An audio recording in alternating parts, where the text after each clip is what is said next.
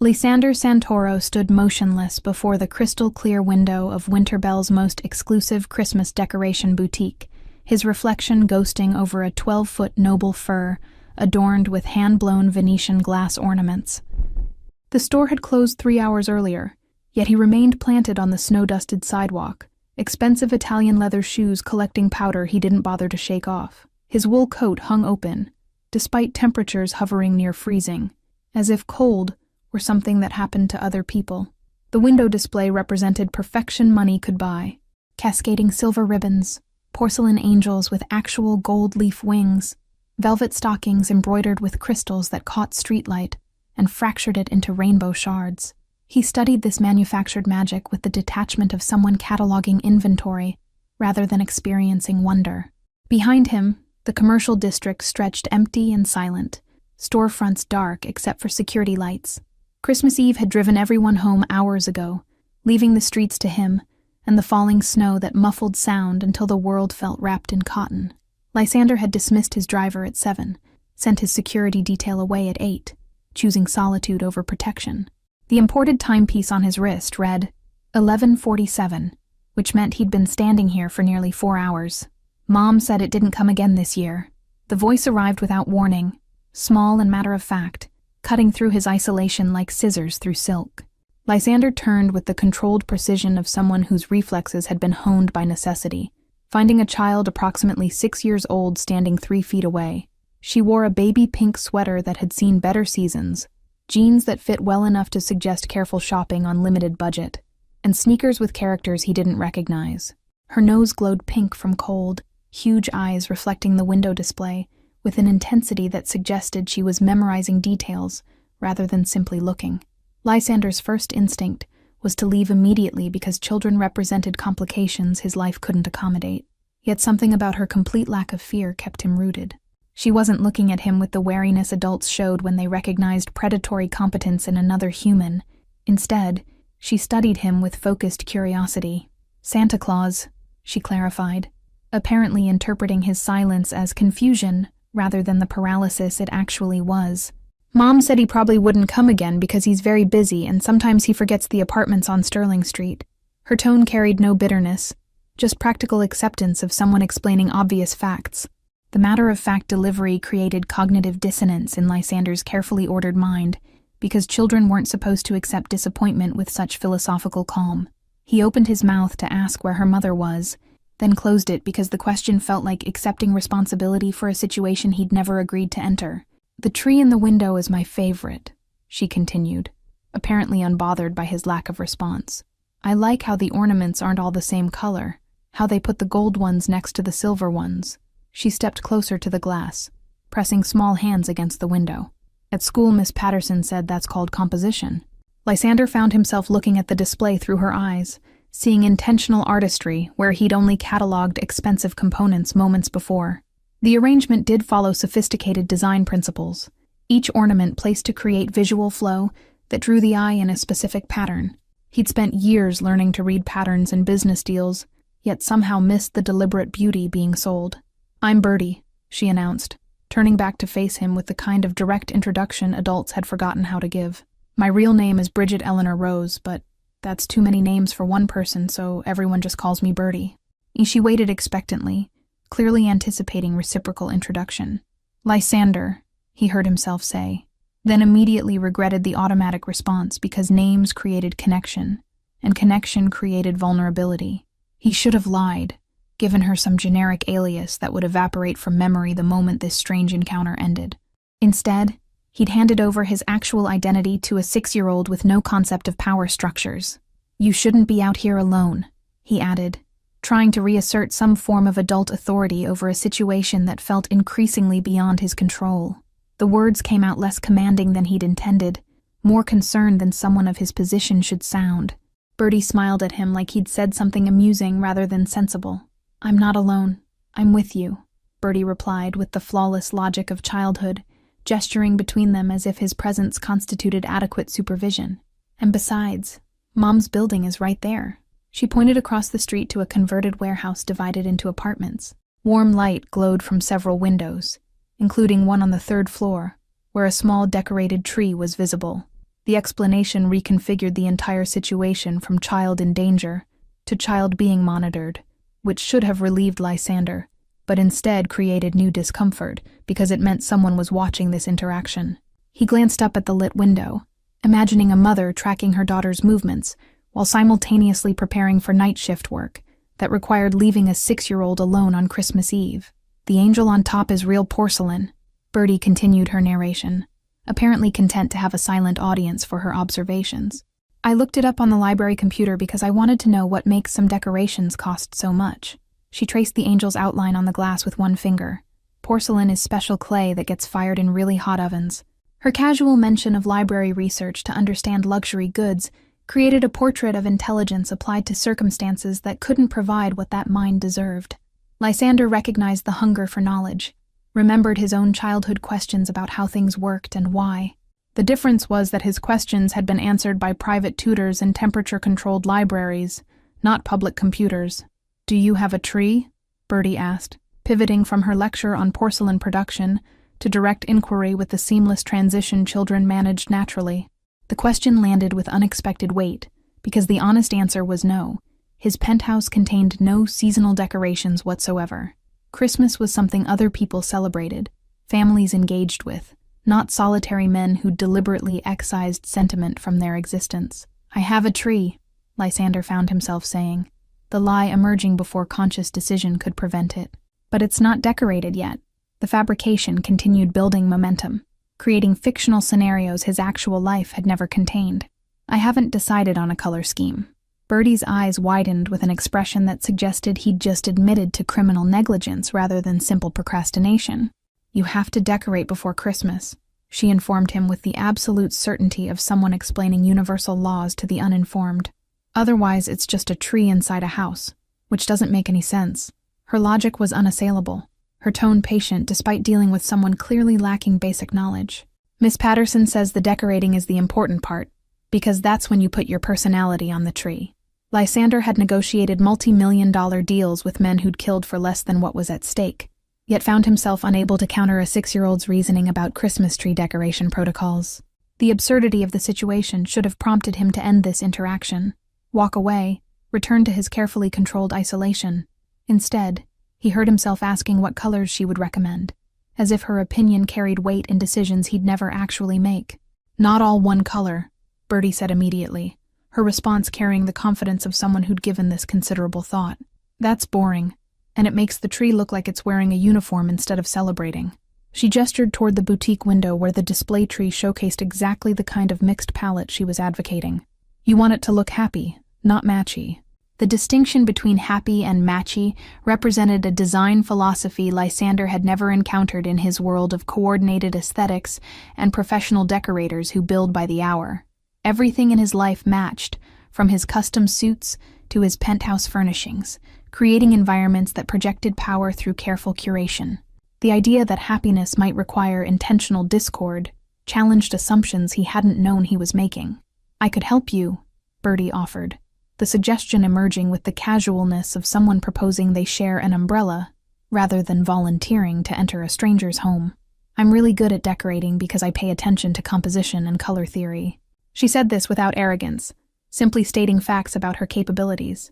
"Mom says I have an eye for making things beautiful, even when we don't have money for the fancy stuff." The offer created immediate complications, because accepting meant allowing this child, and presumably her mother, into his private space, crossing boundaries he'd maintained for 15 years.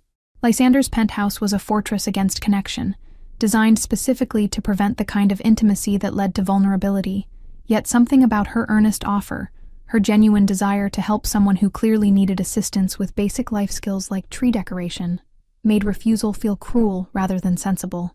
"Your mother would have to agree," he said, recognizing even as he spoke that he was negotiating terms rather than declining outright, and it would need to be at a time that works with her schedule. The practicalities created distance from the emotional implications of what he was actually proposing, which was allowing strangers access to the carefully constructed emptiness he called home. "Mom works nights at Giovanni's," Bertie supplied, naming a restaurant Lysander knew by reputation as a place where service staff worked double shifts for tips that barely covered rent. "She does Tuesday through Saturday, 6 to 2 in the morning." The casual delivery of this information, revealed a child who understood her mother's schedule with precision born of necessity. So we could do it Sunday or Monday if you want. Lysander calculated the implications of this timeline, realized that Christmas would be over by Sunday, rendering the entire exercise pointless, except as an excuse to maintain contact with people he had no logical reason to see again. The rational part of his mind that had kept him alive in dangerous circumstances screamed warnings about emotional entanglement. The other part, the one he'd successfully suppressed for over a decade, whispered that maybe purposeless connection was exactly what his life lacked. Monday, he heard himself say, committing to a future interaction before he could reconsider. If your mother approves. He reached into his coat pocket, extracted one of the business cards he normally reserved for legitimate business contacts, and handed it to Bertie. The card listed his import company, a phone number that went to his personal line, nothing that revealed the full scope of his family's operations.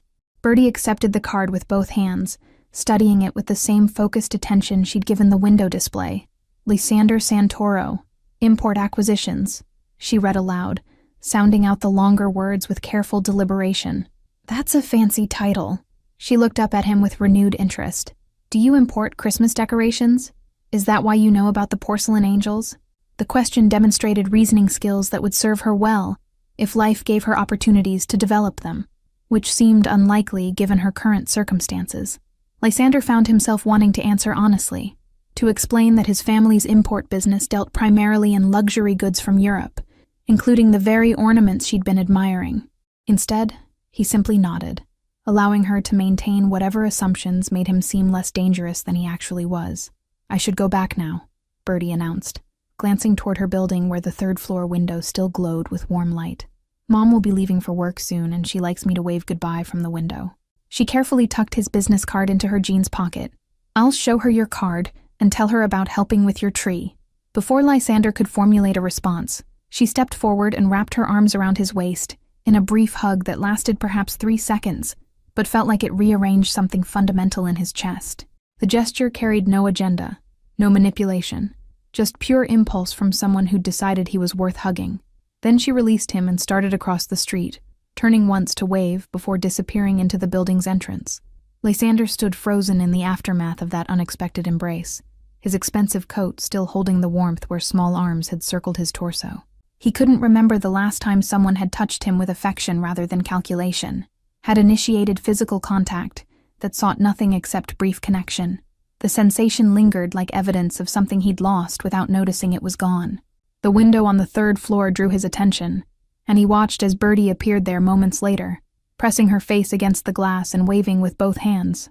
Behind her, a figure moved into view, a woman with blonde hair pulled back in a practical ponytail. She placed a hand on Bertie's shoulder, then looked down toward the street where Lysander still stood. Even from this distance, he could read surprise in her posture. Lysander raised one hand in acknowledgement, a gesture that felt absurdly formal given the circumstances, but was all his muscle memory knew how to produce. The woman returned the wave with visible hesitation, then gently pulled Bertie back from the window. The small tree in their apartment seemed to glow brighter for a moment, or perhaps that was simply contrast against the surrounding darkness. Lysander remained on the sidewalk after Bertie disappeared from the window, his mind processing an interaction that had violated every protocol his life normally followed.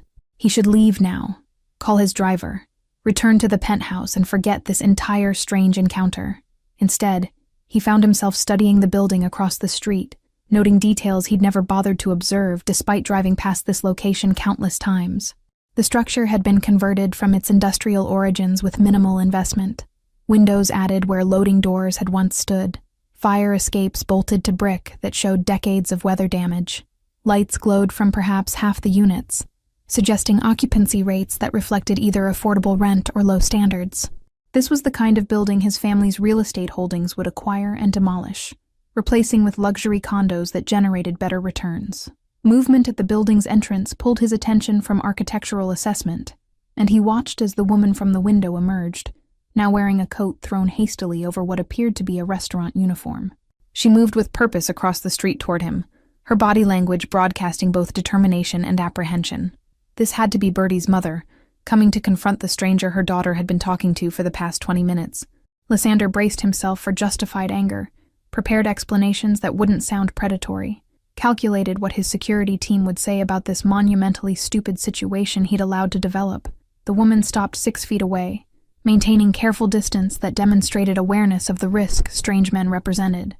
Up close, she looked younger than he'd expected, probably not yet 30, with features that would have been striking if exhaustion hadn't settled into every line. "I'm Everly," she said, her voice carrying the kind of controlled tension that came from dealing with situations that required diplomacy despite triggering fear.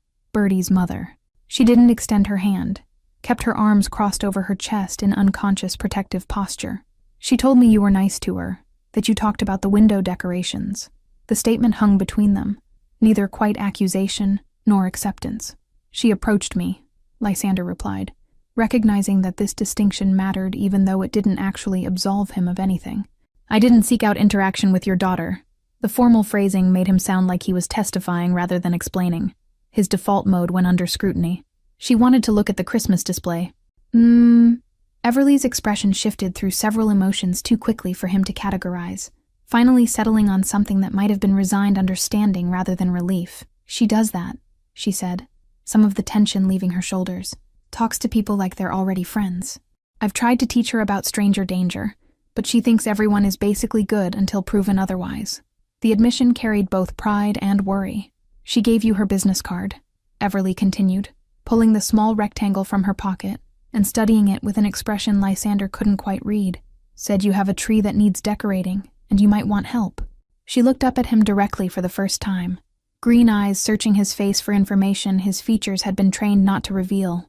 Is that actually true? Or was she reading a situation wrong? The question gave him an exit, an easy way to dismiss the entire interaction as childish misunderstanding and walk away from whatever this was becoming. Lysander opened his mouth to take that exit, to politely disengage and return to his regularly scheduled isolation. Instead, he heard himself confirming the story. "I do have a tree, and she's right that it needs decorating." The lies were getting easier, building on themselves. "Mr. Santoro?" Everly began, his name sounding strange in her voice, like she was testing the weight of syllables she'd never expected to speak. "I appreciate that you were kind to Birdie, but I can't have her bothering strangers with offers to come decorate their homes." She delivered this with the gentle firmness of someone enforcing boundaries despite knowing it would disappoint her child. "Whatever she proposed, I need to decline on her behalf." "What if I was the one proposing it?" Lysander asked, surprising himself more than her with the question. He watched her eyes widen slightly, saw her recalculate what kind of situation she was actually navigating. "She clearly has talent for design," mentioned color theory and composition. "I could use that expertise." The justification sounded hollow even to him, but he continued anyway. Everly studied him with the kind of assessment people developed when they'd learned to recognize trouble before it arrived, when survival depended on reading situations accurately. Lysander stood still under that scrutiny, let her look for whatever signs would help her make this decision. He knew what she was seeing.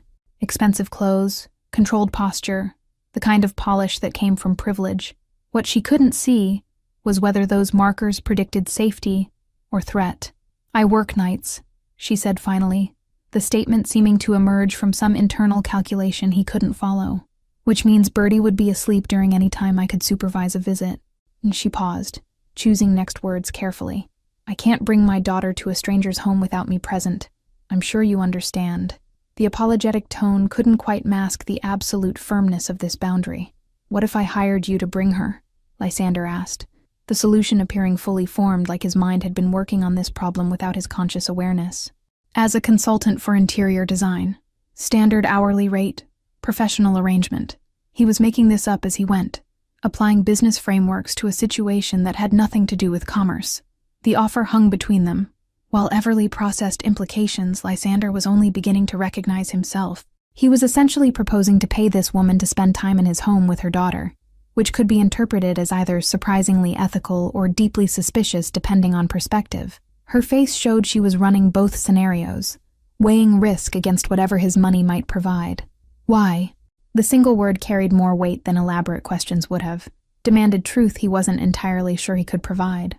Everly's eyes hadn't left his face, were reading micro-expressions his control usually prevented. "Why would you want a 6-year-old and her mother to come decorate a tree in your home? What's actually happening here?" Lysander didn't have an answer that made sense even to himself, Couldn't explain why a chance encounter outside a closed shop had penetrated defenses he'd spent 15 years reinforcing. The honest response was that Bertie's hug had reminded him he was still capable of feeling something besides the cold calculation that had become his default state. But saying that out loud would reveal vulnerability to someone who had every reason to view him as threat rather than opportunity. "I've been alone a long time," he said instead, offering partial truth because complete honesty felt too dangerous. "Sometimes that makes you forget what normal interaction looks like." He gestured toward the building she'd emerged from. "Your daughter reminded me of something I'd lost. I'd like to not lose it again quite so quickly." Everly's expression shifted through several calculations before settling on cautious consideration, her posture remaining guarded, but no longer quite as defensive. She pulled her coat tighter despite the gesture doing nothing against cold that came from uncertainty, rather than temperature. "Professional arrangement," she repeated, testing the words like someone checking if ice would hold weight, "with clear boundaries and scheduled times. Monday afternoon," Lysander confirmed, recognizing negotiation when he heard it, and knowing when to let the other party set terms. 2 hours, compensated at whatever rate you deem appropriate for design consultation.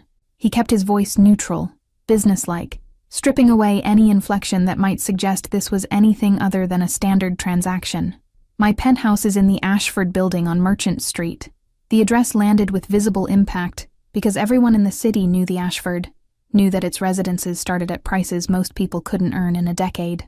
Everly's eyes widened fractionally before she controlled the reaction, but Lysander had already seen the recalibration happening behind her expression.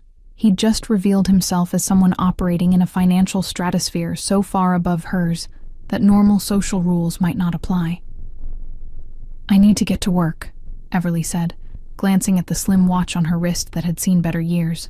"Giovanni's doesn't accept lateness even on Christmas Eve." She pulled a pen from her coat pocket, wrote a phone number on the back of his business card, and handed it back to him. "Text me the address and apartment number. I'll let you know by Sunday if we're coming."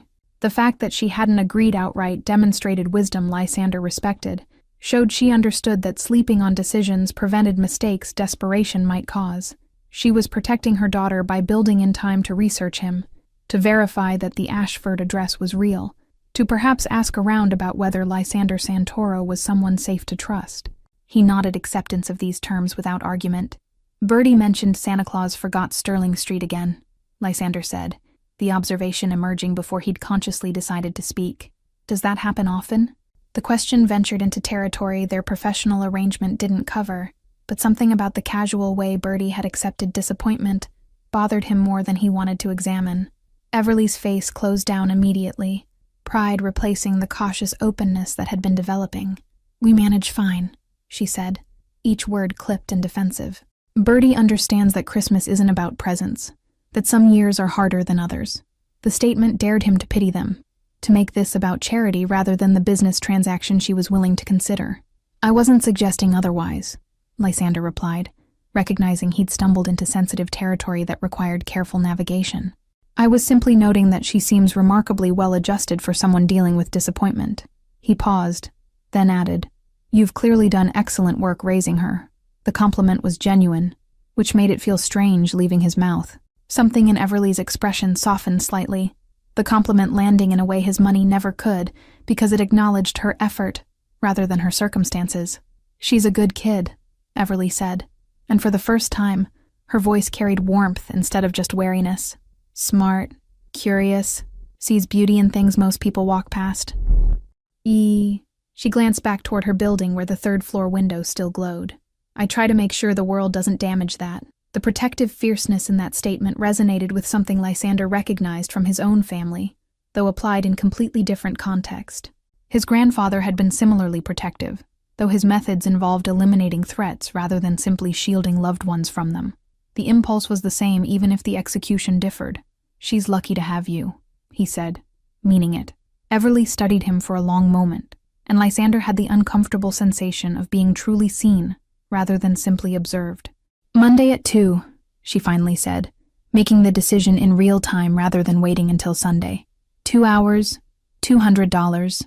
She named a rate that was simultaneously too low for what she was actually risking, and probably more than she made in a full shift at Giovanni's. 300, Lysander countered, watching her eyes widen.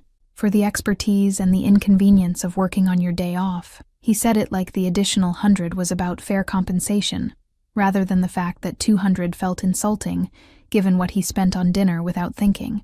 Plus, I'll arrange a car service for transportation since I assume you don't own a vehicle. The assumption was confirmed by the way her cheeks flushed slightly, embarrassment at having her circumstances so accurately read, warring with relief that she wouldn't have to navigate public transportation. Fine, she agreed, the word emerging like she was accepting more than just money. But I reserve the right to leave immediately if anything feels inappropriate. The boundary was non-negotiable, her tone making that absolutely clear. Understood, Lysander said, respecting the line she was drawing even as he wondered what experiences had taught her to draw it so firmly. I'll text you the details tonight. He glanced toward Giovanni's, which was visible 3 blocks down where holiday lights still blazed despite the late hour. You should go. I've already made you later than you intended.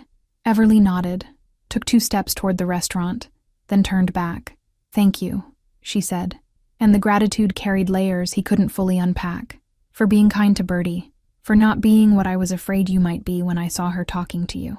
The admission cost her something to make, vulnerability she clearly didn't share easily. I have a sister, Lysander heard himself say, offering information he never shared with anyone outside his immediate circle. Had. She would have been about Bertie's age when she died.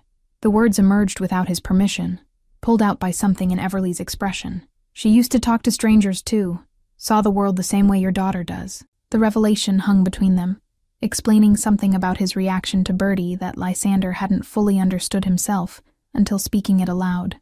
Everly's face shifted through shock, sympathy, understanding, landing on a complicated expression that acknowledged shared loss without presuming to compare. I'm sorry, she said simply, the words carrying weight because she clearly meant them. Monday at 2, Lysander repeated, redirecting before emotion could complicate what needed to remain a simple transaction. I'll send the car at 1:30. He stepped back, creating physical distance that matched the emotional boundary he was reconstructing. Everly held his gaze for another moment, then turned and walked toward Giovanni's without looking back. Lysander watched until she disappeared into the restaurant, then finally pulled out his phone to call his driver. The screen showed 12 messages from his head of security, increasingly concerned about his location and extended absence. He ignored them all, instead opening a new text to the number Everly had written on his card. The message took longer to compose than any business communication he'd ever crafted, each word weighed for implications and interpretations. Finally, he settled on simple facts: the Ashford's address, his apartment number, confirmation that a car would arrive at 1:30 Monday afternoon. He added one final line about looking forward to Bertie's design expertise, then deleted it as too personal, then added it back because the impersonal version felt wrong. Christmas morning arrived with silence so complete it felt unnatural, the city wrapped in collective pause that happened only once a year. Lysander stood at his penthouse window watching empty streets below, untouched coffee growing cold on the marble counter behind him. Sleep had been impossible after returning home, his mind replaying fragments of conversation with precision, usually reserved for contract negotiations. The 6-year-old's hug and the mother's cautious green eyes circled endlessly through his thoughts. The business card with Everly's phone number sat on his desk, where he'd placed it immediately upon entering the penthouse, the small rectangle carrying weight disproportionate to its physical presence. He'd picked it up 19 times since last night, opened his phone to compose texts he couldn't formulate, then set everything down without sending anything.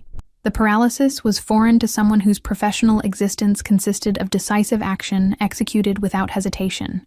Yet here he stood unable to manage a simple confirmation message about Monday's arrangement.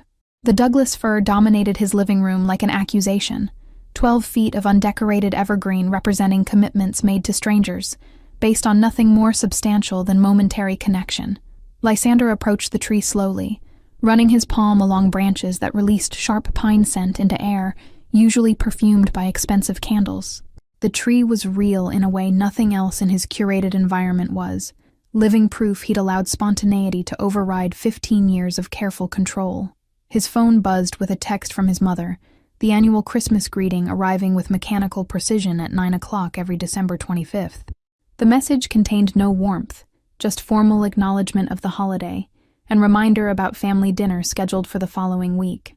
Lysander stared at the text, comparing its cold efficiency to Bertie's enthusiastic chatter about Christmas decorations and composition theory. The distance between those two worlds stretched impossibly wide. Marcus called twice before noon, ostensibly about year-end business, but actually checking on Lysander's uncharacteristic behavior the previous evening. The security chief's instincts were sharp enough to recognize when his employer's patterns shifted in ways suggesting either threat or opportunity. Lysander let both calls go to voicemail, unprepared to articulate what was happening when he barely understood it himself. Explaining that a child's innocent conversation had created fault lines in his carefully constructed isolation felt impossible. Across the city, Everly arrived home from Giovanni's at 3 a.m, her feet aching and her uniform smelling of grease and desperation that clung to late-night restaurant work. She checked on Bertie first, finding her daughter sprawled across their narrow bed with the abandoned comfort only children achieved in sleep. One arm hung off the mattress, clutching a worn, stuffed rabbit that had been her constant companion since age 2. The business card Lysander had given Bertie sat on their kitchen table where Everly had placed it after her daughter excitedly showed it to her. Expensive cardstock that felt wrong in their space of secondhand furniture and appliances that worked through determination rather than actual functionality. She picked it up, studying the raised lettering that probably cost more than her weekly grocery budget. Lysander Santoro, Import Acquisitions, the card proclaimed with understated elegance. She opened her laptop, the 7-year-old machine taking its customary 2 minutes to wake from sleep mode while she made tea in a mug with a chipped handle. The search bar felt simultaneously innocuous and dangerous, a portal to information that might confirm her worst fears about the well-dressed stranger her daughter had befriended. Her fingers hovered over the keyboard, debating whether ignorance might be safer than knowledge. Then she typed his name with resigned determination that came from years of facing uncomfortable truths. The search results loaded with damning abundance, page after page of society photographs and business articles painting a picture of wealth operating in spheres so far above her reality they might as well exist on different planets. Lysander Santoro at charity galas wearing tuxedos that cost more than her annual rent, standing beside people whose names she recognized from news coverage of political scandals. The photographs showed a man with controlled expression and careful distance from everyone around him. Nothing like the uncertain person who'd stood in the snow talking to Bertie. Further down the search results, articles grew more concerning. Mentions of his family's import business discussed with careful language suggesting legal complications nobody wanted to answer directly. References to his grandfather's generation building an empire through connections that predated modern oversight. Allusions to power structures operating outside conventional frameworks. Everly's stomach tightened as she read between carefully worded lines, understanding crystallizing that she'd agreed to bring her daughter to the home of someone whose family history involved exactly the kind of danger she'd spent years protecting Bertie from. She should cancel, send a polite text declining his offer, and return to their safe, predictable life of financial struggle and emotional isolation. The rational part of her brain that had kept them surviving through impossible circumstances screamed this obvious conclusion, listing all the ways this situation could go catastrophically wrong. Yet something stopped her from reaching for her phone. Some instinct insisting the man in these photographs wasn't quite the same person who'd admitted to being lonely. The vulnerability in his voice when he'd mentioned his sister had felt genuine, in a way staged photographs never could. Saturday morning brought Bertie's relentless questions about Monday's planned visit, her enthusiasm immune to the fact that her mother had slept only 3 hours. She wanted to know what kind of tree Lysander had, what colors they should recommend, whether his apartment was as fancy as the buildings she'd seen in movies. Everly answered with the patience born of 6 years of constant curiosity, even as her own anxiety about the arrangement grew with each innocent inquiry. Lysander spent Saturday in his home office, attempting to focus on year-end financial reports that required attention before the new year. The numbers blurred together, his usual ability to find patterns in data completely absent, while his mind wandered to the conversation he still needed to initiate. He'd drafted 17 different text messages to Everly, each version either too formal or too casual, too presumptuous or too distant. The difficulty of finding appropriate tone for someone who existed in the uncomfortable space between stranger and something more felt insurmountable. Finally, Sunday afternoon arrived with the weight of a deadline he could no longer avoid, forcing Lysander to compose the message he'd been paralyzed about for 2 days. He settled on simple facts: the Ashford's address, his apartment number, confirmation that car service would arrive at 1:30 Monday afternoon. The message felt inadequate given the magnitude of what he was asking. but anything more elaborate risked revealing the anxiety churning beneath his controlled exterior. He hit send before he could reconsider, then immediately wondered if he should have included something warmer. Everly's phone buzzed with the incoming text while she folded laundry, the notification making her heart rate spike in a way that felt disproportionate to a simple message. She made herself finish folding 3 shirts before checking, creating artificial delay that did nothing to calm nervous anticipation building in her chest. The address confirmed everything her research had revealed about the vast gap between their circumstances, the Ashford representing luxury she'd only seen in magazine spreads about how the wealthy lived. She stared at those details, feeling the full weight of what she was agreeing to by bringing Bertie into that world. The building where doormen wore uniforms and elevators required special keys to access penthouses would make their second-hand clothes and careful budgeting painfully visible. Yet Bertie's excitement about helping someone with his Christmas tree, her genuine belief that Lysander needed their assistance, made canceling feel like crushing something innocent and good. Everly typed a simple confirmation, adding that they would be ready at the specified time. The message felt inadequate, but anything more elaborate risked revealing how thoroughly the situation had disrupted her carefully maintained equilibrium. She hit send, then immediately second-guessed whether she should have established more explicit boundaries or expectations. The uncertainty was exhausting, this constant oscillation between hope that maybe this could be something positive and fear that she was making a catastrophic mistake. Bertie appeared in the doorway wearing her favorite baby pink sweater, already planning her outfit for Monday despite it being a full day away. "Mom, do you think Lysander has ever decorated a Christmas tree before?" she asked, the question emerging from wherever her active mind had been processing the situation. "Because if he hasn't, we'll need to teach him everything. Not just about colors, but about the feeling you're supposed to get when you look at it." Sunday morning arrived with the kind of brilliant winter sunshine that made snow-covered streets look like something from a postcard rather than the logistical nightmare they actually created. Lysander stood in his penthouse living room, staring at the bare 12-foot Douglas fir his staff had delivered and installed the previous afternoon. The tree occupied the corner where a modern sculpture usually stood, looking simultaneously majestic and accusatory in its undecorated state. He'd spent Saturday morning actually purchasing a tree, an activity he'd never personally undertaken in his adult life. The lot owner had been startled when Lysander arrived without assistants or decorators, even more surprised when he'd selected the tree himself, based on criteria he'd absorbed from Bertie's window commentary. The fir had good composition, branches distributed in a way that suggested intentional artistry, rather than random growth. The tree's presence transformed his carefully curated space in ways he hadn't anticipated, introducing organic irregularity into rooms designed for geometric precision. Every other object in the penthouse had been selected by professionals who understood his aesthetic preferences, arranged to project power through minimalist sophistication. The tree refused to coordinate with this vision, demanded attention through sheer living presence. Lysander's phone buzzed with Everly's response, arriving 36 hours after his initial text like she'd spent the entire weekend deciding whether to actually come. The message was brief, professional, confirming receipt of information and noting they would be ready at 1:30. No pleasantries, no questions, just acknowledgement of the arrangement. He found himself reading it multiple times anyway, analyzing tone that probably didn't exist in such sparse communication. His head of security, Marcus, appeared in the doorway with the kind of expression that suggested an intervention was imminent. The man had been with Lysander's family for 20 years, had watched him grow from angry teenager into controlled adult, and took certain liberties that came with that history.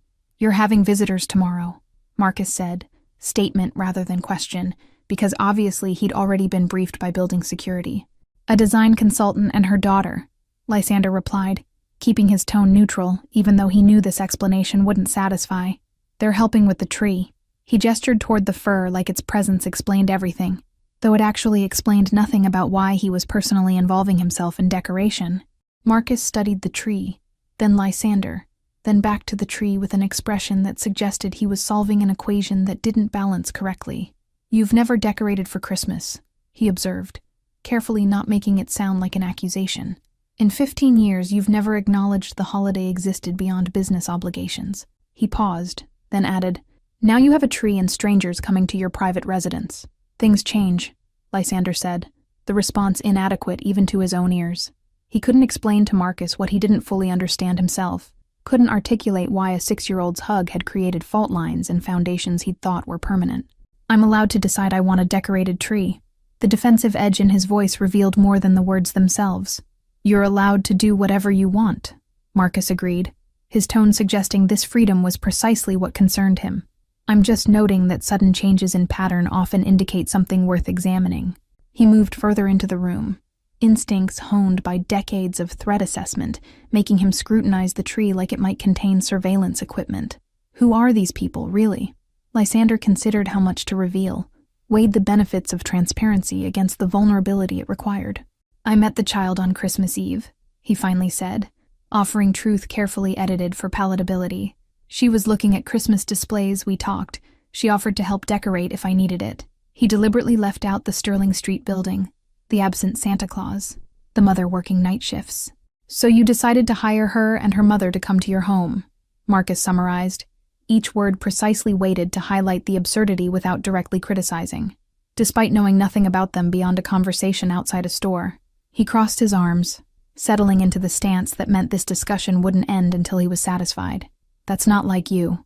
Maybe it should be, Lysander replied, surprising himself with the admission. Maybe spending 15 years avoiding any interaction that might lead to actual connection wasn't the triumph of discipline I thought it was. The words emerged with heat he hadn't known he was carrying, frustration with a life that had become successfully empty. Marcus's expression shifted from concern to something that might have been understanding, though he masked it quickly behind professional neutrality.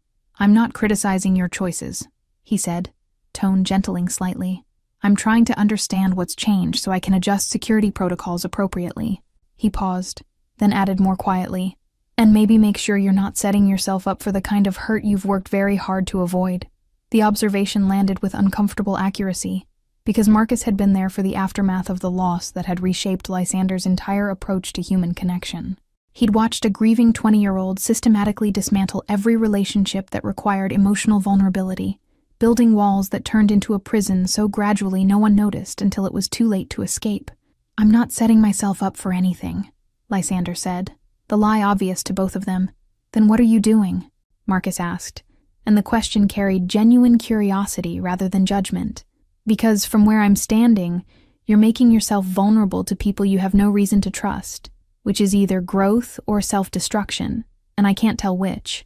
Lysander walked to the window overlooking the city, finding the neighborhood where Sterling Street sat among blocks of converted warehouses and struggling businesses. Maybe both, he admitted, the honesty feeling like removing armor he'd worn so long he'd forgotten it was removable. Maybe I'm tired of being safe and alone.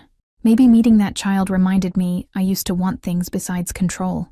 Marcus joined him at the window, following his gaze toward the older district visible in the distance. The mother, he said, understanding clicking into place with the intuition that came from knowing Lysander too well. You're interested in the mother. It wasn't quite a question, more an observation waiting for confirmation or denial. I don't know what I am, Lysander replied, which was more honest than any specific claim would have been. I know that talking to them felt different than any interaction I've had in years. I know that the child hugged me, and something that had been frozen started thawing. He turned to face Marcus directly. I know that sounds pathetic. It sounds human, Marcus corrected, his usually stern features softening into something almost paternal, which is not something I've been able to say about you for a long time. He sighed, coming to some internal decision. I'll run background on them. Nothing invasive, just making sure they are who they appear to be. And I'll adjust tomorrow's security to give you privacy while maintaining protocols. Lysander nodded acceptance, knowing this was Marcus's way of showing care through professional competence. Thank you, he said, meaning it for more than just the security arrangements, for not trying to talk me out of this, even though part of him wished someone would provide a logical reason to cancel Monday's arrangement, to retreat back into the safety of isolation. I stopped trying to protect you from yourself years ago, Marcus replied with dry humor. Now I just try to minimize collateral damage when you finally decide to feel something. He headed toward the door, then paused. For what it's worth, I hope this works out however you're hoping it works out. You deserve to have something in your life besides obligation and control. Monday afternoon transformed Lysander's normally ordered routine into a state of barely controlled chaos that started when he changed clothes 3 times before settling on casual slacks and a sweater that projected approachable wealth rather than intimidating power. The penthouse staff had been given the day off, leaving him alone with a decorated but empty space that suddenly felt too large and too silent. He'd arranged delivery of decoration boxes from 5 different luxury retailers, curating options without actually choosing anything definitive because that was supposedly what he was hiring Everly and Bertie to help with. The boxes sat stacked in the living room like evidence of either excessive preparation or inability to make simple decisions, containing everything from traditional glass ornaments to modern geometric shapes in metals and acrylics. Lysander had spent an irrational amount of time Sunday evening researching Christmas decoration trends, reading articles about color theory and composition, like he was preparing for a business negotiation, rather than a simple afternoon with a woman and her daughter. 1:30 arrived with the precision of appointments that mattered, and building security called to announce his guests had been cleared through the lobby. Lysander's heart rate increased in a way it hadn't during actual dangerous situations, nervous system apparently unable to distinguish between legitimate threat and social uncertainty. He positioned himself near the door, then decided that looked too eager, and moved to the window, then realized that seemed dismissive, and settled on the kitchen where he could pretend to be casually occupied. The knock came soft but clear, and Lysander forced himself to wait 3 seconds before answering, so he wouldn't appear to have been hovering. He opened the door to find Everly and Bertie standing in his private hallway, both dressed more formally than necessary, like they were attending an interview rather than a decoration session. Everly wore a simple dress under her coat, her blonde hair styled rather than pulled back, and Lysander realized she'd put effort into her appearance that probably cost time she didn't have to spare. "Mr. Santoro," Everly greeted him with professional politeness that maintained careful distance despite the fact that they were about to spend 2 hours in close quarters. Her eyes were doing rapid assessment of visible portions of his penthouse, cataloging details that probably confirmed every assumption about wealth disparity. Bertie, in contrast, looked around with undisguised wonder, her entire face illuminated by curiosity rather than intimidation. "Lysander," he corrected, stepping back to allow them entry. "Mr. Santoro was my grandfather." The attempt at informality came out awkward, like he'd forgotten how casual interaction was supposed to sound. He closed the door behind them, hyper-aware of how the click of the lock might sound threatening, rather than simply securing privacy. "Thank you for coming." Bertie immediately gravitated toward the tree like a moth to flame, her previous reserve vanishing in the face of 12 feet of undecorated potential. "It's perfect," she breathed, circling the fir with the focused attention of someone conducting professional evaluation. "The branch distribution is really good, and the height makes it impressive without being overwhelming for the space." She delivered this assessment with complete seriousness, her 6-year-old voice using terminology she'd clearly absorbed from educational sources. Everly watched her daughter with an expression mixing pride and something that might have been concern about Bertie's comfort in this environment. "She's been talking about this since Saturday," Everly said quietly to Lysander, her voice carrying an apology for enthusiasm. "I tried to manage her expectations, but she's convinced this tree is going to be a masterpiece." The unspoken addition was that Bertie didn't yet understand that masterpieces required more than good intentions.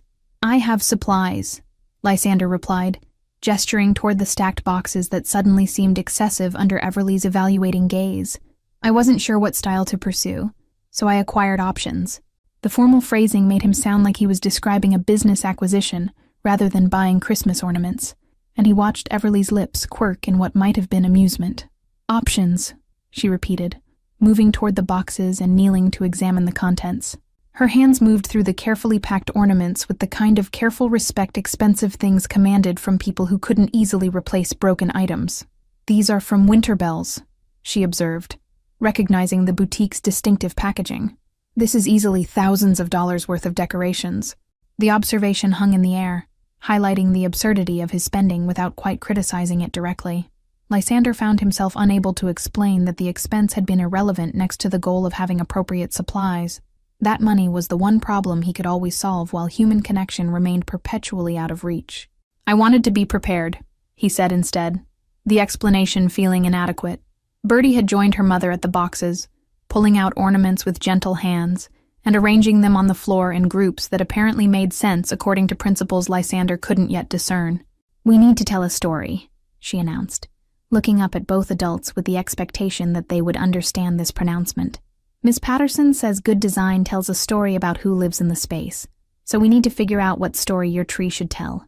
The question stopped Lysander cold, because he had no idea what story his life was supposed to tell. had spent 15 years actively avoiding any narrative arc that might lead to vulnerability or loss. His penthouse told the story of someone who valued control and aesthetic precision, who kept the world at arm's length through the careful curation of his environment. That wasn't a story that translated into Christmas decorations meant to celebrate warmth and connection. "What story do you think it should tell?" he asked Bertie, deflecting the question while genuinely curious about her perspective. She studied him with those enormous eyes that seemed to see past the careful presentation he showed the world, and Lysander felt uncomfortably exposed under that innocent scrutiny. "I think it should tell the story of someone who's been alone but doesn't want to be anymore," Bertie said with the casual devastation children achieved by simply stating obvious truths adults learned to hide. "So we should use warm colors and traditional shapes, things that feel like family and home." She said this while pulling out gold and deep red ornaments, already building her vision. Everly's face registered shock at her daughter's analysis, clearly wondering where Bertie had developed the insight to read Lysander so accurately after minimal interaction. "Bertie, that's perhaps too personal," she began, trying to walk back the observation without dismissing her daughter's intelligence. "We should ask Mr. Santoro what he wants rather than assuming." "She's right, though," Lysander interrupted, the admission emerging before he could reconsider the vulnerability it represented. "That's exactly the story." He knelt beside Bertie among the scattered ornaments, bringing himself to her eye level. "Show me how to tell it."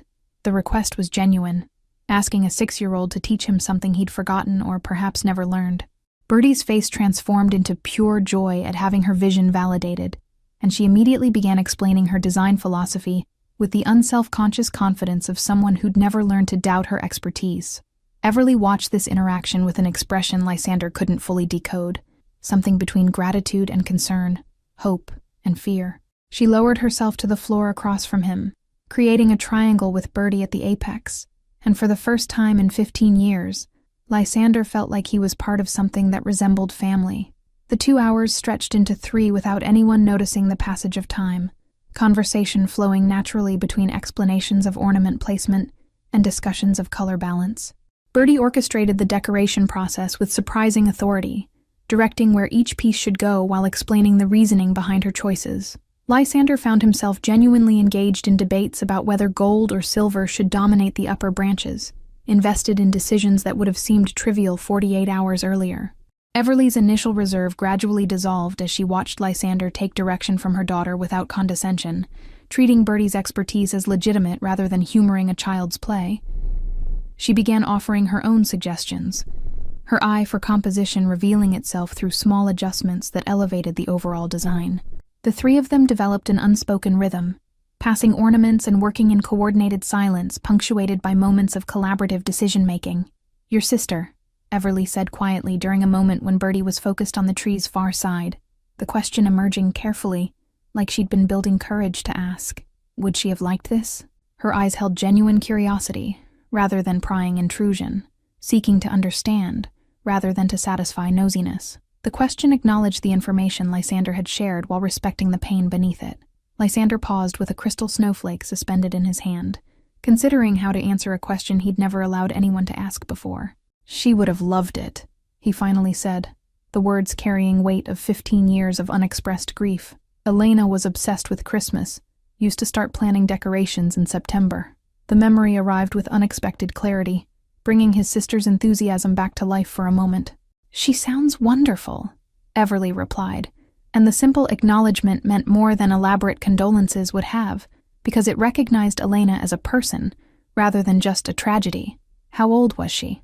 The follow-up question demonstrated genuine interest, willingness to hear about his loss if he wanted to share it. 8, Lysander said, the number still capable of creating hollowness in his chest after all these years. A car accident that shouldn't have happened, caused by someone who'd been drinking at 2 in the afternoon.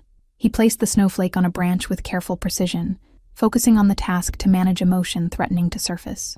After that, my family became very focused on control, on eliminating variables that could lead to unexpected loss. The explanation sketched the outline of how an 8-year-old's death had transformed a family business into something harder, how grief had been channeled into power and protection rather than healing. Everly seemed to understand the subtext without requiring explicit details, her expression showing she could fill in gaps about how tragedy reshaped lives. Control doesn't actually prevent loss, she said quietly, speaking from her own experience. "It just makes you feel less helpless while you're losing things anyway." Lysander looked at her directly, recognizing someone who'd faced her own versions of unexpected devastation and come through with different conclusions than his family had reached. "What did you lose?" he asked, the question more intimate than anything they'd discussed, but feeling like natural extension of the vulnerability they were trading. "Bertie's father," Everly answered, her voice steady despite the topic's obvious difficulty. "Not to death, but to the reality that some people aren't capable of the commitment they promise." She glanced toward her daughter, making sure Bertie remained absorbed in her decorating. "He left when she was 2, decided fatherhood was incompatible with the life he actually wanted." The matter-of-fact delivery couldn't quite mask the hurt underneath. "His loss," Lysander said, meaning it with an intensity that surprised him. "She's remarkable, which means you've done something extraordinary as a parent." The compliment emerged without calculation, pure observation about what he'd witnessed over the past few hours. Bertie's intelligence, kindness, and confidence were clearly products of intentional parenting, despite challenging circumstances. Everly's eyes brightened with unshed tears at the acknowledgement, suggesting she didn't receive recognition for her parenting efforts often enough. "Thank you," she said, voice slightly rough with emotion. "That means more than you probably realize." She cleared her throat, redirecting to safer territory. "She talks about you constantly, you know. Since Christmas Eve, it's been Lysander this and Lysander that." The revelation created warmth in Lysander's chest that had nothing to do with the penthouse's climate control, evidence that he'd made an impression on someone whose opinion he'd come to value. "She's easy to talk to," he replied, watching Bertie arrange a cluster of ornaments with focused intensity. "She doesn't approach conversation with the agenda most people carry. It's refreshing." "She doesn't know yet that people can be dangerous," Everly said, the statement carrying both pride and worry. "I'm trying to teach her caution without destroying her natural openness." The parenting dilemma was evident in her tone, the impossible balance between protection and freedom. "Someday someone will take advantage of her trust, and I won't be able to prevent it. But until then, she'll have experiences and connections people like me have deliberately avoided," Lysander countered, offering a perspective Everly might not have considered. "I've spent 15 years being cautious, and it's kept me safe, but also kept me from moments like this." He gestured around the room where a tree was becoming something beautiful through collaborative effort. "Maybe the risk is worth what it makes possible." Everly studied him with an expression that suggested she was recalibrating her understanding of who he actually was beneath the expensive clothes and powerful reputation. "You're not what I expected," she admitted, the confession clearly costing her something to make. "When Bertie first told me about you, I was terrified. Rich man talking to my daughter in an empty street felt like the beginning of every parent's nightmare." "You were right to be terrified," Lysander acknowledged, respecting her instincts rather than dismissing them. "Everything about that situation should have raised alarms." He met her eyes directly, letting her see his sincerity. "I'm glad you came anyway, that you were willing to take this risk despite every reasonable objection." "I almost didn't," Everly confessed, her fingers tracing the rim of a gold ornament without really seeing it. "I spent all of Sunday trying to talk myself out of coming, listing all the ways this could go wrong." She smiled slightly, self-deprecating. "Then Bertie asked if we were really going to help the lonely man with his tree, and I realized she'd seen something I was too scared to acknowledge." The description of himself as the lonely man landed with uncomfortable accuracy, stripping away the protective identity he'd constructed around isolation deliberately chosen, rather than suffered. "Is that what I am?" he asked, the question genuine rather than rhetorical. "Lonely?" The word felt strange in his mouth, too vulnerable and too accurate simultaneously. "I think you've been lonely for a very long time," Everly replied, her tone gentle despite the directness of the observation. "I think you've built an entire life around not being lonely, but that's different from actually having company." She paused, then added, "I recognize it because I've been doing the same thing, just with fewer resources and different methods." The parallel she was drawing created connection Lysander hadn't anticipated, suggesting their circumstances were less different than surface details implied. "So, what do we do about it?" he asked, the question encompassing more than just immediate decoration plans. He was asking about the tentative something developing between them, the possibility neither had named, but both felt. "We finish this tree," Everly said, bringing conversation back to concrete tasks, even as her eyes suggested she understood the larger question. "We let Bertie create her masterpiece, and then maybe we figure out if there's a reason to do this again." The careful phrasing left space for retreat while opening door to future interaction. "I'd like that," Lysander replied, committing to continuation without defining what that continuation would entail. "There's a tree lighting ceremony in Bryant Park on Wednesday. I have access to the VIP section." The invitation emerged more awkwardly than any business proposal he'd ever made, rusty social skills struggling with personal interaction. Everly's smile transformed her face, erasing years of exhaustion and worry for a moment. "Birdie would love that," she said, acceptance implicit in the statement. "I'm off Wednesday nights." The practical confirmation felt like something momentous, despite its casual delivery, an agreement to deliberately choose each other's company again. Wednesday evening arrived wrapped in the kind of perfect winter conditions that made Christmas cards seem documentary rather than aspirational. Snow falling in gentle flakes that caught light from a million decorative bulbs strung through Bryant Park. Lysander had arranged premium access to the VIP viewing platform, a heated enclosure with clear walls offering unobstructed views of the ceremony while protecting against the cold. He arrived early, unusual for someone who typically calculated entries to avoid unnecessary waiting. Birdie spotted him first when she and Everly emerged from the car service he'd sent, her enthusiastic wave drawing amused attention from other attendees who weren't accustomed to such unguarded displays in the carefully curated VIP space. She wore a red coat that looked new, and Lysander felt obscurely pleased that Everly had used some of Monday's payment for her daughter, rather than just practical necessities. The thought that he'd contributed to something that made Birdie happy created satisfaction disproportionate to the actual gesture. "The tree is perfect," Birdie announced as greeting, referring to the massive Norway spruce dominating the park rather than any conventional hello. "It's at least 40 feet tall, maybe more." She pressed her face against the clear wall, breath creating fog patches that she wiped away impatiently. "Do you think they use a crane to put the star on top, or do people actually climb up there?" Everly followed more slowly, her expression showing she was processing the VIP accommodation with visible discomfort about the expense and access it represented. She'd dressed carefully again, wearing a coat that had seen multiple seasons but was clean and well-maintained, her hair loose around her shoulders in a style that suggested she'd put effort into her appearance. Lysander felt his pulse accelerate in a way that had nothing to do with external threat. "There's hot chocolate," he said, gesturing toward the refreshment station where premium beverages were being served in actual ceramic mugs rather than disposable cups. "And some food if you haven't eaten." The offer came out stilted, his usual confidence deserting him in social situations that required warmth rather than controlled authority. He watched Everly's face for reaction, trying to read whether he was managing this correctly. "This is too much," Everly said quietly. Her words meant only for him, while Birdie remained absorbed in tree observation. "The car service, the VIP access, all of it. I can't let you keep spending money on us like we're charity cases." The protest carried dignity rather than anger, establishing boundaries around what she was willing to accept. Her eyes held his, demanding honest response rather than polite deflection. "You're not charity," Lysander replied, keeping his voice equally low. "I'm not doing this because I pity your circumstances. I'm doing this because spending time with you and Birdie is the first thing that's felt right in 15 years. The confession emerged with more rawness than he'd intended, vulnerability he usually guarded showing through cracks in his composure. "If that makes you uncomfortable, I'll stop, but don't assume this is about economics." Everly's expression cycled through several emotions before settling on something that might have been cautious hope, mixed with remaining skepticism. "Then what is it about?" she asked, the question cutting to the core of what was developing between them. "Because I need to understand what's happening here before I let Birdie get more attached." The mother's protective instinct surfaced, prioritizing her daughter's emotional safety over her own growing feelings. "Honestly?"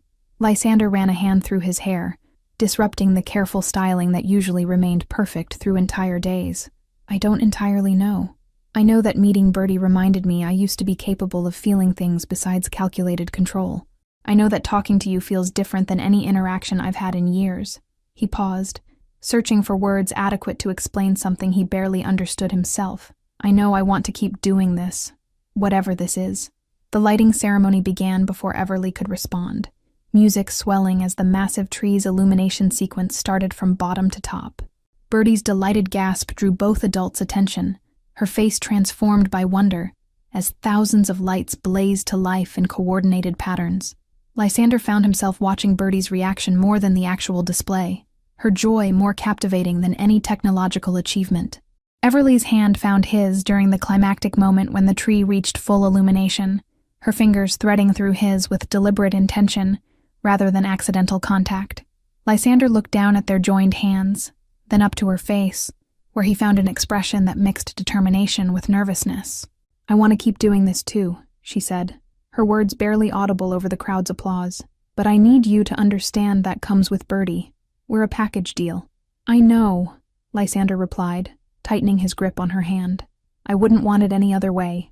The truth of that statement surprised him even as he spoke it, realizing that Birdie's presence was integral rather than incidental to what he valued about these interactions. The child had been the catalyst, but both of them had become essential to whatever transformation he was experiencing. The crowd began dispersing after the ceremony concluded, but their small group remained in the VIP enclosure, Birdie content to watch the lit tree, while the adults negotiated the parameters of their developing relationship. "My family won't understand this," Lysander said, introducing complexity he couldn't ignore despite wishing he could. "They'll see you as a distraction or worse, a threat to the focus they've spent years cultivating in me." "What will they see Birdie as?" Everly asked, the question sharp because she understood that perception would determine whether this could actually continue. Her protective instincts were fully engaged now, evaluating whether exposing her daughter to his world would ultimately cause more harm than the benefits justified. Will they see her as a charming child, or as a weakness to exploit? The question forced Lysander to confront realities about his family he'd been avoiding since Christmas Eve, to acknowledge that the power structure he'd inherited came with perspectives and methods that wouldn't accommodate what he was attempting to build. "I don't know," he admitted, the uncertainty more frightening than definitive threat would have been. "My family's primary concern is maintaining control and eliminating vulnerability. They might see both of you as either." Everly pulled her hand away, the withdrawal physical manifestation of emotional retreat, as she processed the implications of what he was describing. "Then we have a problem," she said, her voice carrying the flatness of someone making difficult calculations. "Because I won't expose Birdie to people who might view her as a target or a tool." She crossed her arms, body language closing off despite the connection that had been developing moments earlier. "I'm working on transitioning away from family obligations," Lysander said, the plan forming even as he spoke it, because losing what was developing with Everly and Birdie felt intolerable in a way continued isolation didn't. "The import business has legitimate operations that don't require the connections my grandfather built. I can separate what I do from what they do." The proposal was more complicated than he was making it sound, would require navigating family politics he'd previously accepted as permanent constraints. "That's a massive life change to consider, based on 3 interactions with people you barely know," Everly observed, her tone suggesting she wasn't sure whether to be flattered or concerned by the scope of what he was proposing. "You're talking about restructuring your entire existence for the possibility of something that might not even work out." She wasn't wrong to question the rationality of his developing plan. "I'm talking about restructuring my existence because the current version isn't working," Lysander corrected, realizing the truth of it as he articulated the thought. "Meeting you and Birdie showed me that, but it's not about you fixing something broken in me. It's about me choosing to fix it myself." He moved closer, not touching, but eliminating the distance that had opened between them. "You're the catalyst, not the solution." Everly searched his face for something, her expression gradually softening from defensive protection toward cautious receptivity. "Okay," she said finally, the single word carrying weight of significant decision. "But this has to move slowly. I need to see evidence that you're serious about changing your life before I involve Birdie more deeply." The boundary was reasonable, protecting her daughter while leaving space for possibility. "Fair," Lysander agreed, accepting terms that were actually more generous than he deserved given the risk she was taking. "What would evidence look like to you?" The question sought concrete parameters, specific goals he could work toward rather than vague promises about eventual transformation. "Distance from whatever dangerous elements exist in your family business," Everly said immediately, clearly having thought about this already. "Transparent communication about your progress, and time to build trust gradually, instead of rushing into something neither of us fully understands." She glanced toward Birdie, who remained mesmerized by the illuminated tree. "An absolute protection of Birdie from any fallout from your family relationships." "I can do that," Lysander said, committing to requirements that would fundamentally alter the trajectory of his life. "I will do that." The vow felt simultaneously terrifying and liberating, acknowledging that what he stood to gain outweighed the certainty he'd be sacrificing. Everly's slight smile suggested she recognized the magnitude of what he was promising. Bertie turned from the tree finally, her face glowing with happiness that had nothing to do with reflected lights. "This is the best night ever," she announced, moving to stand between the two adults and taking each of their hands. "Can we come see the tree again before Christmas is over?" The request was directed at both of them equally, assuming a unit rather than separate individuals. Lysander looked at Everly over Bertie's head, seeking permission before committing to future plans. Everly held his gaze for a long moment, then nodded slightly. "We can do that," he told Bertie, then added to Everly, "if that works with your schedule." The deference to her authority as Bertie's mother was deliberate, acknowledging that his resources didn't override her parental decisions. January arrived with the kind of bitter cold that turned the city into a test of endurance, wind cutting through even the most expensive coats with democratic cruelty. Lysander stood outside the converted warehouse on Sterling Street for the third time in as many minutes, his driver waiting in the Mercedes half a block away per his instructions. The building looked worse in daylight than it had on Christmas Eve, structural compromises visible in cracked masonry, and windows sealed with plastic against drafts that management refused to address. Everly had invited him for dinner after he'd mentioned wanting to see where they lived, her offer carrying both pride and visible anxiety about exposing their circumstances to his scrutiny. He'd accepted immediately, recognizing the invitation as a test of whether he could handle the reality of her world without judgment, or the kind of performative sympathy that would insult them both. The buzzer system was broken, so he texted his arrival and waited, watching his breath form clouds in air that smelled of exhaust, and dreams deferred. Bertie appeared in the building's entrance wearing her baby pink sweater, and an expression of pure excitement, apparently having been watching for him from their third-floor window. She grabbed his hand without hesitation, pulling him toward stairs that creaked ominously under their combined weight. "We made spaghetti," she announced, her enthusiasm undimmed by the peeling paint and flickering hallway lights. "Mom says it's nothing fancy, but I helped with the sauce, so it's going to be really good." The apartment was smaller than Lysander's master bathroom, a fact he processed without allowing any reaction to show on his face, because Everly was watching him with the kind of defensive vigilance that came from years of being judged for circumstances beyond her control. The space was immaculately clean despite its age, furniture arranged to maximize the limited square footage, personal touches revealing Everly's eye for creating warmth from minimal resources. Bertie's artwork covered one wall in a gallery that showcased her developing artistic sensibility, each piece carefully mounted with the kind of care expensive frames would have received. "It's not much," Everly said, the statement attempting to preempt criticism while simultaneously daring him to voice any. She stood near the tiny kitchen, arms crossed in unconscious protective posture. "But it's ours, and it's safe, and Bertie has everything she actually needs." The emphasis on actually carried weight, distinguishing between genuine necessity and the luxuries his world took for granted. "It's a home," Lysander replied, choosing his words with the precision this moment demanded. "Which is more than I can say about my penthouse." He moved toward the wall of Bertie's artwork, studying each piece with genuine attention. "These are remarkable. She has real talent, not just childish enthusiasm but actual compositional understanding." The observation was professional, rather than patronizing, recognizing ability that deserved acknowledgement. Dinner was chaotic in ways Lysander's carefully controlled existence never allowed, Bertie maintaining constant commentary about her day at school, while Everly orchestrated the small kitchen with practiced efficiency. The spaghetti was simple, but well executed, the sauce revealing Bertie's contribution through slightly uneven seasoning that somehow made it more genuine than perfect would have been. They ate at a table that required careful positioning to accommodate 3 chairs, knees occasionally bumping in the cramped space. "Miss Patterson wants to meet you," Bertie announced between bites, apparently having been waiting for the right moment to deploy this information. "I told her about how you're teaching me about business and imports, and she said any adult who takes time to educate children about career possibilities should be acknowledged." She delivered this with the precise diction of someone quoting her teacher verbatim, clearly proud of remembering the exact phrasing. Everly's fork paused halfway to her mouth, surprise evident that her daughter had been discussing Lysander at school without her knowledge. "Bertie, we talked about keeping some things private," she began, though her tone suggested this was a familiar battle she was losing. "Mr. Santoro might not want to meet your teacher." The escape route she was offering him was clear, an easy way to decline without disappointing Bertie directly.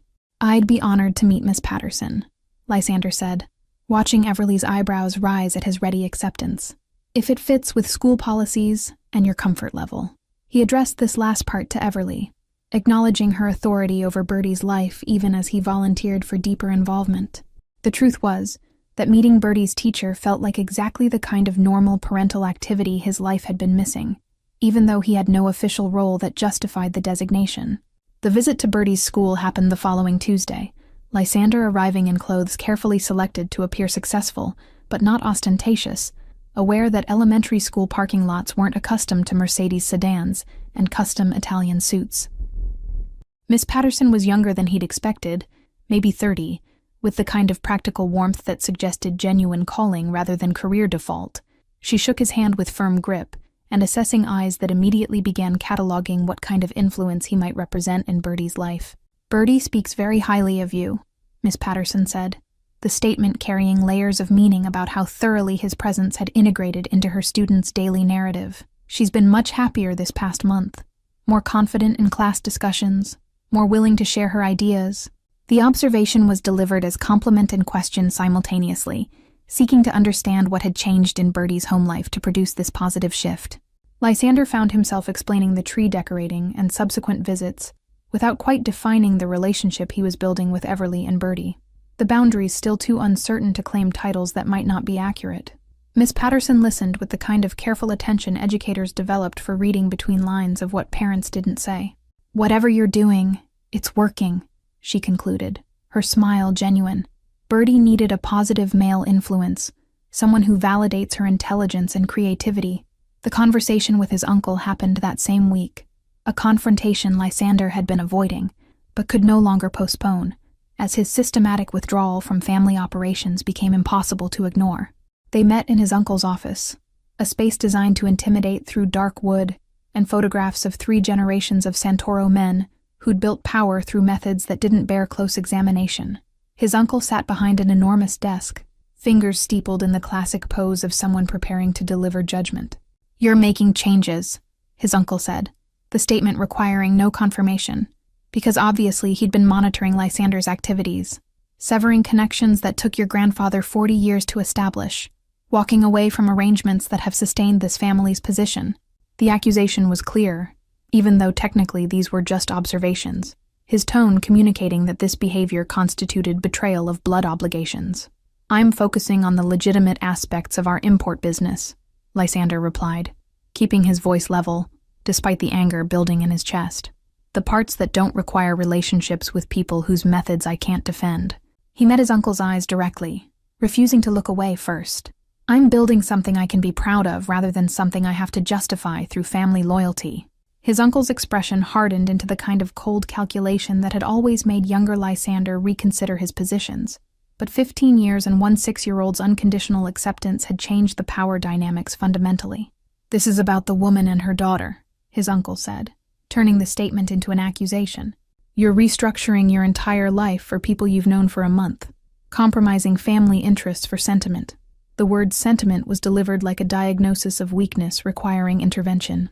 "I'm restructuring my life because the current version wasn't sustainable," Lysander corrected, hearing echoes of what he'd told Everly at Bryant Park. "They showed me that, but this isn't about them fixing something broken in me." He stood, recognizing this conversation had reached its inevitable conclusion. "This is about me choosing what kind of man I want to be, independent of what the family requires." The kiss happened on a Friday evening in late January, snow falling outside Everly's apartment window, while Birdie slept in the next room after a long day at school. They'd been sitting on her worn couch discussing Lysander's confrontation with his uncle, Everly listening with the kind of focused attention that made him feel truly heard for the first time in years. The conversation had drifted into comfortable silence, and when he looked at her, he found she was already looking at him with an expression that mixed hope and hesitation, and something that might have been invitation. He leaned in slowly, giving her time to retreat, if this wasn't what she wanted, but she met him halfway, with the kind of deliberate choice that made the moment feel momentous, rather than impulsive. The kiss was gentle and brief, neither of them ready for passion, but both acknowledging that something fundamental had shifted between them. When they pulled apart, Everly's eyes were bright with unshed tears that she blinked away quickly, her smile transforming her entire face into something radiant. 3 months transformed the tentative connection forged at Bryant Park into something with deeper roots, though the path hadn't been smooth or certain. Lysander had spent January and February systematically disentangling himself from the more questionable aspects of his family's operations, a process that created friction with relatives who viewed his retreat as betrayal rather than evolution. Marcus had been invaluable during the transition, helping identify which business relationships could be maintained and which required complete severance. The legitimate import business proved more than sustainable, once separated from obligations that had always made Lysander uncomfortable, suggesting his family's power had been more about control and reputation than actual economic necessity. He'd established new supplier relationships based on transparent contracts, rather than inherited connections that came with unspoken expectations. The work was satisfying in ways his previous role had never been, built on merit rather than fear. Everly and Bertie had become constants in his life, through carefully measured steps that respected the boundaries Everly had established. Tuesday evenings became designated time together, initially just dinners at family-friendly restaurants where Bertie could be herself without the formality his usual haunts required. Those dinners evolved into cooking together at his penthouse, Bertie teaching him her favorite recipes, while Everly supervised with amused commentary about his complete lack of basic kitchen skills. The transformation extended beyond his business dealings into his entire approach to life, as if Bertie's presence had given him permission to rediscover parts of himself he'd buried with Elena 15 years earlier. He found himself laughing at ridiculous jokes, engaging in completely impractical activities like building blanket forts, and experiencing emotions he'd convinced himself were weaknesses rather than essential components of being fully human. Everly watched this evolution with expressions that cycled between hope and caution.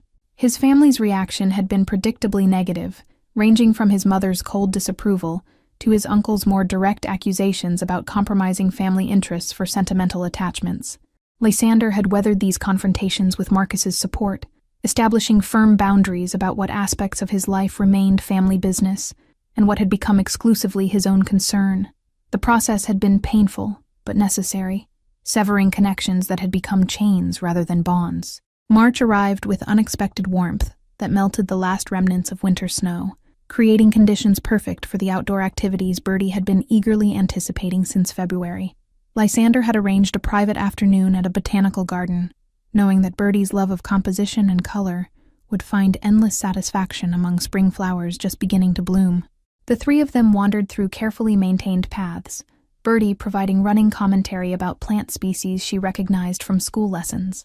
"Mom says you're going to ask her something important today," Bertie announced with the casual devastation of children who hadn't learned that some knowledge was supposed to remain private. She skipped ahead on the path, apparently unaware that she'd just destroyed whatever element of surprise Lysander had been planning. Everly's face flushed deep red, her expression mortified that her daughter had revealed conversations meant to remain between mother and child. Lysander laughed, the sound genuine rather than polite, amused by the impossible task of maintaining adult dignity around someone as refreshingly direct as Bertie. "Did she tell you what I was going to ask?" he inquired, curious about how much Everly had actually shared versus how much Bertie had inferred from overheard fragments. "She said you might ask if we want to be a real family instead of just friends who see each other on Tuesdays," Bertie replied, turning to walk backwards so she could watch both adults' faces. "I told her that was a silly question because obviously we should be a real family." Her certainty on the matter was absolute, as if the outcome was so obvious that formal questions were merely procedural. Everly covered her face with both hands, clearly wishing she could disappear rather than face this conversation that was supposed to have unfolded, with significantly more romance and considerably less 6-year-old commentary. "I did not phrase it exactly like that," she said through her fingers, her voice muffled by embarrassment. "And I told you that conversation was private, Bertie." "But it's a good thing," Bertie protested, confused about why privacy mattered when the subject was clearly positive. "Why wouldn't we tell Lysander that we want him to be my dad officially?" She said this with the matter-of-fact tone of someone stating obvious truths, apparently seeing no reason for adult complications around straightforward desires. The word dad hit Lysander with unexpected force, a title he'd never imagined applying to himself, and certainly hadn't anticipated Bertie claiming for him. He looked at Everly, who was peeking through her fingers with an expression mixing mortification with tentative hope, clearly wondering how he was processing this accelerated revelation of their private discussions. "Is that what you want?" he asked Everly, needing to hear it from her directly. Everly lowered her hands, taking a deep breath before meeting his eyes. "Yes," she said simply, abandoning whatever careful speech she'd probably prepared. "I want us to be a family. I want Birdie to have the father figure she deserves, and I want whatever is developing between us to have room to grow into something permanent." The admission came without the protective barriers she usually maintained, raw honesty that left her completely exposed. Lysander had purchased a ring 3 weeks earlier, a simple but beautiful piece that represented commitment, without the ostentatious display his family would have expected. He'd carried it with him for days, waiting for the perfect moment that Birdie had just thoroughly demolished with her characteristically direct approach. He pulled the small box from his pocket, watching Everly's eyes widen with surprise, despite her daughter's spoiled revelation. "I was going to make a speech," he said, opening the box to reveal the ring. "Something about how you've both transformed my understanding of what life could be, how Birdie reminded me I was still capable of joy, how falling in love with you has been the most terrifying and necessary thing I've ever done." He smiled at Birdie, who was watching with barely contained excitement. "But apparently we're skipping the formal parts." "You love my mom?" Birdie asked, the question carrying weight despite her young age, because she understood that word represented something significant. Like, actually love her, not just like her? She stepped closer, her expression serious in a way that suggested this answer mattered more than anything else. "Actually love her," Lysander confirmed, saying it out loud for the first time despite having known it for weeks. "And I love you too, if that's okay." The addition felt necessary because his feelings for Birdie were different from but equally important as what he felt for Everly. "I know I'm not your biological father, but I'd like to be your dad if you'll let me." Birdie launched herself at him with the full-body hug that had become her signature greeting, wrapping arms and legs around him in a koala-like embrace that nearly knocked him backwards. "Obviously, yes," she said into his shoulder, her voice muffled by his coat.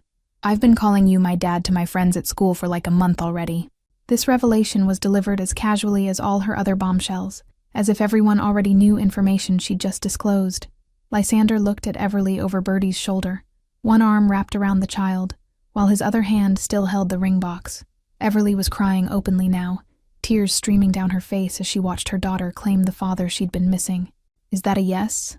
he asked, needing explicit confirmation, despite the answer being obvious from her expression. Everly crossed the small distance between them, creating a 3-person unit as she wrapped her arms around both Lysander and Birdie. "Yes," she said against his neck, her breath warm on his skin. "To all of it. To being a family, to whatever comes next, to building something real together." She pulled back enough to look at him directly.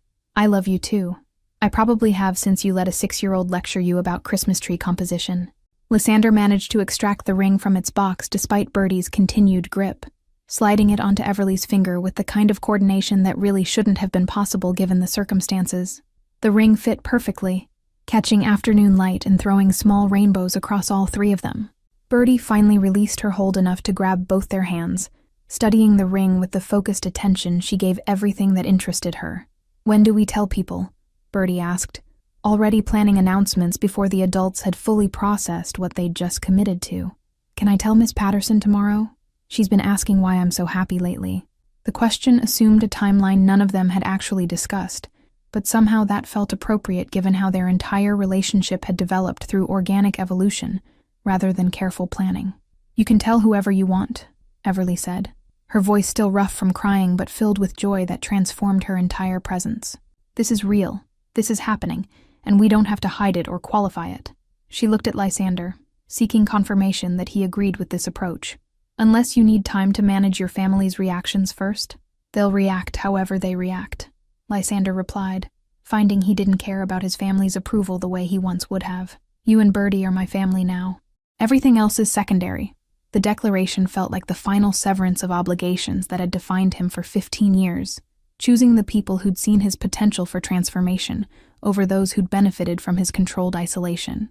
The 3 of them stayed wrapped together for a long moment, forming a unit that felt both brand new and somehow inevitable, as if this had been the destination all along, despite none of them seeing it coming.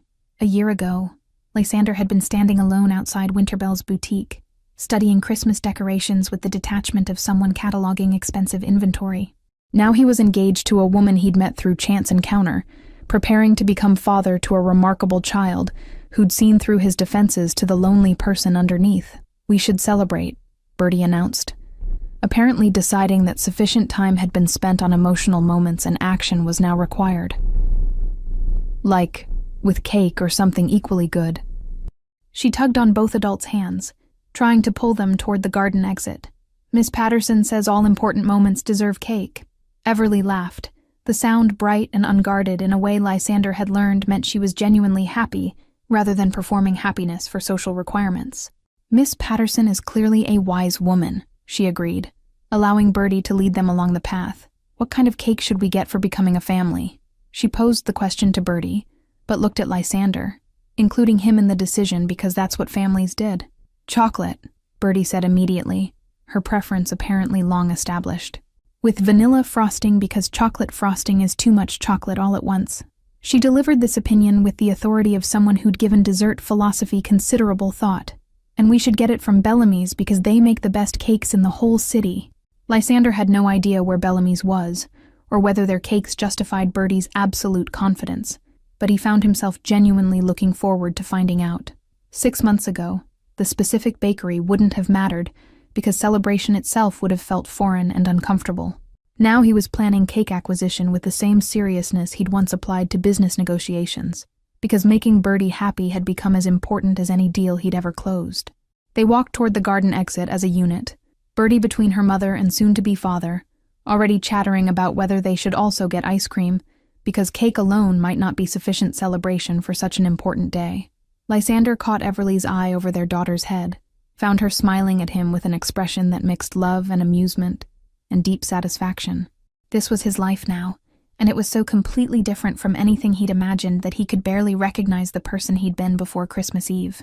The Botanical Gardens exit opened onto a street busy with afternoon traffic and people going about ordinary lives, but Lysander barely noticed the surrounding activity because his entire focus was on the two people whose hands he was holding. Family had always meant obligation and control, legacy and expectations that shaped every choice.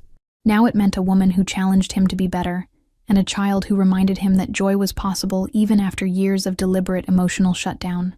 Thank you all for following this story.